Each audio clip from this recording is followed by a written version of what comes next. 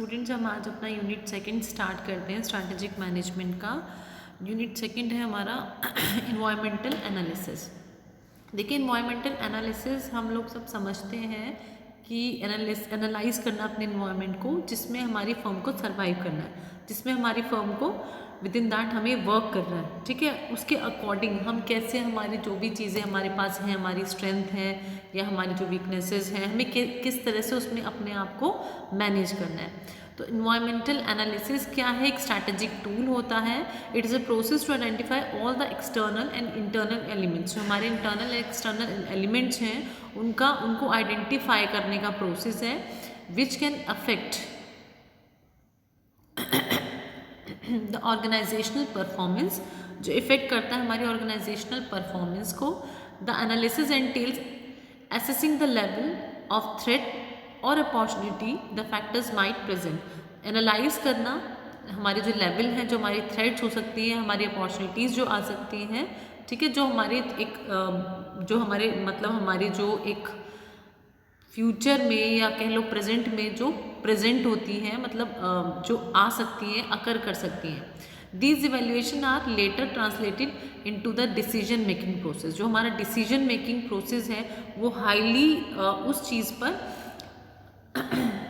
Depend होता है। ठीक है, हम एनालाइज करते हैं चीज़ों को, तभी तो हम डिसीजन मेकिंग करते हैं। डिसीजन हम तभी तो लेंगे जब हम एनालाइज कर लेंगे कि क्या चीज़ें हमारे पास हैं, क्या हमारे हाथ में है, क्या हमारे रिसोर्सेज हैं, क्या हम कहाँ से बेनिफिट्स ले सकते हैं और कहाँ से क्या चीज़ है जो हमारा लैक है। ठीक है, the analysis helps align strategies with the firms environment. जो एनालाइज है वो हेल्प करता है कैसे हम स्ट्रैटेजीज को अलाइन कर सकते हैं विद द फर्म्स एनवायरनमेंट, कैसे हम उसके साथ फर्म्स एनवायरनमेंट को एडजस्ट कर सकते हैं। जैसे कि हमारा मार्केट है वो day to every day changes हो सकते हैं, विद इन अ मिनट या विद इन अ सेकेंड्स। बहुत जो होल सिनेरियो है वो ऑल्टर हो सकता है, चेंज हो सकता है over time to time. There are some factors they are beyond your control. जो हमारे एक्सटर्नल फैक्टर्स हैं वो हमारे कंट्रोल में नहीं होते, they are beyond our control. These are factors they are but you can control a lot of these things. जो हमारे इंटरनल फैक्टर्स हैं, हमारी स्ट्रेंथ हैं, हम कैसे उनका फुली यूटिलाइजेशन कर सकते हैं, कैसे हम अपनी जो अपॉर्चुनिटीज़ हैं उनको ग्रैब कर सकते हैं, ये सारी चीज़ें हमारे जैसे हमारे हाथ में है। तो हम एक्सटर्नल चीज़ें, एक्सटर्नल एनवायरनमेंट पे हमारा कोई किसी भी तरह का कंट्रोल नहीं होता, बट हम चीज़ों को मेंटेन कर सकते हैं। अगर हम डिसीजन मेकिंग हमारी प्रॉपर होगी तो हम सारी चीज़ों को सही से मेंटेन कर सकेंगे। तो मैनेजर्स क्या चूज़ करते हैं? About political, economic, social, technological factors they conduct the paste analysis, जिसको पेस्ट एनालिसिस भी कहा जाता है। P stands for political, E economical, S is social and T technological analysis. Paste is also an environmental analysis, जो आपने BCom second year में भी अपना पढ़ा था कि पेस्ट इन्वायरमेंटल एक एनालिसिस होती है। It is a shorter version of pastel analysis, जहाँ पे ये 6 एलिमेंट्स हैं, वहाँ पे पॉलिटिकल, इकोनॉमिक, सोशल और हमारी टेक्नोलॉजिकल है। अब 2 जो एलिमेंट्स हैं यहाँ पे लीगल एंड एनवायरमेंटल फैक्टर्स, ये भी एक इन्वॉल्व होते हैं। 6 असिस्ट फैक्टर होते हैं एनवायरमेंटल एनालिसिस में। तो ये हमारे एनालिसिस के पार्ट हैं, सारे के सारे फैक्टर्स जितने भी हैं ये 6। तो हमारा जो इन्वायरमेंटल एनालिसिस है उसको हम पेस्टल एनालिसिस भी कहते हैं, जिसके कंटेंट्स हमारे क्या है? Political, social, economical, technological and legal and environmental factors. अब हम धीरे धीरे ये सारे जितने भी कंटेंट्स हैं उनको पढ़ेंगे। मेनली हमें उनके बारे में मोस्टली पता ही है, बट स्टिल एक ओवरव्यू उनके ऊपर हम करेंगे। ये भी सेम वही दिया हुआ है कि business are greatly influenced by their environment. Environment से सबसे ज़्यादा इन्फ्लुएंस होता है कोई भी बिजनेस। अपने इन्वायरमेंट में कैसे उसे सर्वाइव करना है, सिचुएशनल फैक्टर्स क्या हैं जो डिटरमाइन करते हैं डे टू डे सर्कमस्टेंसेस पे, जो इम्पैक्ट करते हैं किसी भी फर्म पे। सो business must constantly analyse the trade environment and the market.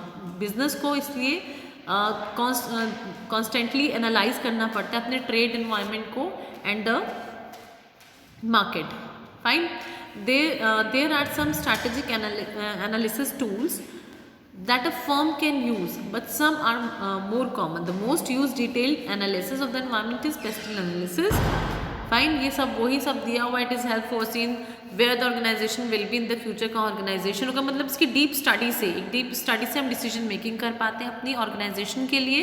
तो पेस्टल एनालिसिस, एनालाइज करना, अपने एनवायरनमेंट को एनालाइज करना, ये बहुत ही इंपॉर्टेंट एक आस्पेक्ट होती है किसी भी बिजनेस ऑर्गेनाइजेशन की। अब डिफरेंट फैक्टर्स होते हैं जो मतलब कंसिस्ट करते हैं हमारे पेस्टल एनालिसिस को। These factor can effect every industry directly, या तो डायरेक्टली आपको इन्फ्लुएंस करेंगे, इनडायरेक्टली। ये सेम वही है कि कौन कौन से फैक्टर्स होते हैं। Now first is P for political factor. जो हमारे पॉलिटिकल फैक्टर्स हैं उसको हम थोड़ा सा देखते हैं। तो political factors take the countries current political situation. जो हमारी करंट पॉलिटिकल सिचुएशन क्या है कंट्री की, कहाँ पे हमारी कंट्री है, ठीक है, ग्लोबल पॉलिटिकल कंडीशन क्या है जो इफेक्ट करती है हमारी कंट्री को, जो हमारी गवर्नमेंट है किस टाइप की हमारी गवर्नमेंट लीडरशिप है जो इम्पैक्ट करती है हमारे डिसीजंस को, फर्म के डिसीजंस को जो इम्पैक्ट करती है, ये सारी चीज़ें इसमें इन्वॉल्व है। इसकी हम स्टडी करते हैं, डीप स्टडी करते हैं। और कुछ पॉलिटिकल फैक्टर्स जो हैं जिसमें हम पढ़ते हैं गवर्नमेंट पॉलिसीज़ क्या हैं, टैक्स लॉ क्या है, टैरिफ्स क्या है, स्टेबिलिटी क्या है हमारे गवर्नमेंट के, एंट्री मोड रेगुलेशंस, ये सारी चीज़ें हम पॉलिटिकल फैक्टर्स में पढ़ते हैं। E for economic factors. Economic factors क्या होते हैं जो इन्वॉल्व करते हैं हमारे determinants of the economy and it states. ये इकोनॉमिक फैक्टर इन्वॉल्व करते हैं जितने भी डिटर्मिनेंट्स हैं इकोनॉमी के, जो फैक्टर कंक्लूड करते हैं direction in which the economy might move, कहाँ पे इकोनॉमी जा सकती है, उसको हम मतलब हमारी इकोनॉमी कहाँ पे जा सकती है, उसके अकॉर्डिंग हम कैसे अपने बिजनेस को कैसे कहाँ हम उसके अकॉर्डिंग हमें अपने बिजनेस को कैसे ढालना है। सो business analysis analyze this factor based on the environment. It helps to set up the strategies in line with changes. strategies हम कैसे सेटअप करते हैं according to the क्या changes हो सकते हैं। जब हम deep study करेंगे तो decision भी हम उसके accordingly लेंगे। तो कुछ determinants हैं you can access to know how economic factors are affecting your business below are given below. the inflation rate क्या है, interest rate, disposal income of buyers, ये सारी चीज़ की जब हम डीप स्टडी करेंगे तो हमें पोजीशन पता होगी, उसके इकोनॉमिक पोजीशन क्या है हमारी कंट्री की, उसके अकॉर्डिंग हमें कैसे चलना है। क्रेडिट जो एक्सेसिबिलिटी है वो कितनी है मार्केट में, अनएम्प्लॉयमेंट रेट क्या है, मॉनेटरी फिस्कल पॉलिसी है, द फॉरेन एक्सचेंज रेट, ये सब चीज़ें की डीप स्टडी के बिना कोई भी बिजनेस ऑर्गेनाइजेशन रन कर ही नहीं सकती। अगर उसको ये सब की मतलब ये सारी चीज़ें एक डीप एनालाइज नहीं होगी, एक जो कहते हैं ना डीप एनालिसिस नहीं होगी, तो वो स्ट्रैटेजीज़ कैसे मेक ओवर करेगी, कैसे अपने बिजनेस को रन करेगी, कैसे अपनी स्ट्रैटेजीज, इवन वो अपना स्ट्रक्चर ही मेंटेन नहीं कर सकती without knowing all these things. हमारा इकोनॉमिक फैक्टर हो गया। Now S stands for social factors. Social factors simple, एक जो हमारा कंट्री का जो डिस्टिंक्ट एक माइंड सेट होता है, डिफरेंट माइंड सेट होता है, मतलब different very from each other, सारी कंट्रीज अलग अलग होती हैं from each other. These attitudes have an impact on the business. वो एटीट्यूड अलग अलग होता है, क्या लिटरेसी रेट है, डोमेस्टिक जो हमारा स्ट्रक्चर है कैसा है, एजुकेशनल लेवल कैसा है, अकॉर्डिंग टू दैट हमारी नीड्स राइज होते हैं, अकॉर्डिंग टू दैट हमारे ट्रेंड्स होते हैं, बिजनेस जो ट्रेंड्स होते हैं वो चेंज होते रहते हैं। तो ये जो हमारे एटीट्यूड्स इम्पैक्ट करते हैं हमारे बिजनेस पे। Social factors might ultimately effect the sale of product and services. जो सोशल फैक्टर है फिर अल्टीमेटली वो किस चीज़ पे इफेक्ट करते हैं, हमारी प्रोडक्ट की सेल पे और सर्विसेज पे। कुछ जो हमारे सोशल फैक्टर्स हैं वो क्या हैं, द कल्चरल इम्प्लीकेशंस हैं। कल्चरल इम्प्लीकेशंस क्या क्या है, जेंडर एंड कनेक्टेड डेमोग्राफिक क्या है, social lifestyle, the domestic structures, educational level, distribution of wealth, ये सारी चीज़ें। डिस्ट्रीब्यूशन ऑफ वेल्थ के अकॉर्डिंग रिक्वायरमेंट्स होती हैं, ठीक है, जो हमारा पॉवर्टी क्या कितनी है, क्या हमारी जो एजुकेशनल लेवल है कैसी है, according to that different state में डिफरेंट डिमांड्स होती हैं। तो ये भी स्टडी करना, हमारा बिजनेस कौन सा है, कहाँ पे हमें उसे रन करना, हमारा मार्केट शेयर कहाँ पर है ज़्यादा, क्या चीज़ें हैं, हमें कहाँ बनाना है, कहाँ नया मार्केट सर्च करना है, सारी चीज़ें हमें उससे पता चलती हैं कि हम किस प्रोडक्ट में इन्वॉल्व हैं या किस सर्विस जो हम प्रोवाइड कर रहे हैं उसमें इन्वॉल्व हैं। अकॉर्डिंगली हमें कहाँ पर क्या बेनिफिट मिलना है या क्या हमें अपनी ट्रेंड्स रखने हैं। Now next is T for technological factors. T stands for technological factors. Technology क्या है? Advancing continuously. एक तो एडवांसिंग, ये तो बिल्कुल चेंजिंग एक फैक्टर होता है जो डे टू डे हमेशा एडवांसमेंट की तरफ ही जाता है। चाहे प्रोडक्शन लेवल पे कह लो, चाहे ये हम मार्केटिंग लेवल पे, किसी भी लेवल पे बोले, वहाँ पे एडवांसमेंट ही, कॉन्टीन्यूस एडवांसमेंट अप्लाई होता रहता है। The advancement is greatly influencing business को, जो बहुत इन्फ्लुएंस करता है बिजनेस को। Performing environmental analysis on these factors will help you stay up to date with the changes.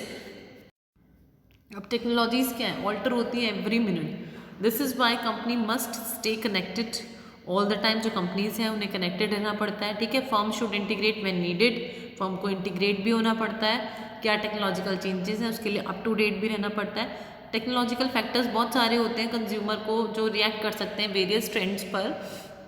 तो डिफरेंट जो बेनिफिट्स एक फर्म को प्रोवाइड कर सकते हैं, कौन कौन से फैक्टर्स होते हैं? जैसे न्यू डिस्कवरीज, क्या न्यू डिस्कवरीज हैं? अकॉर्डिंग टू दैट हर फर्म को अपने आप को उसके अकॉर्डिंगली अपने को अप टू डेट बनाना होता है। रेट क्या है टेक्नोलॉजिकल ऑब्सोलेसेंस के, ठीक है, कि कब टेक्नोलॉजी, कौन सी प्रीवियस टेक्नोलॉजी ऑब्सोलीट हो रही है। रेट क्या है टेक्नोलॉजिकल एडवांसमेंट के, एडवांसेस जो एडवांसेस हो रहे हैं, एडवांसमेंट्स हो रहे हैं टेक्नोलॉजिकल, उसके रेट क्या हैं, ठीक है। इनोवेटिव टेक्नोलॉजिकल प्लेटफॉर्म्स कौन कौन से हैं, इनोवेशंस, ये सारी चीज़ें हैं जो फैक्टर्स हैं जो कंसिस्ट करते हैं technological factors of PEST best.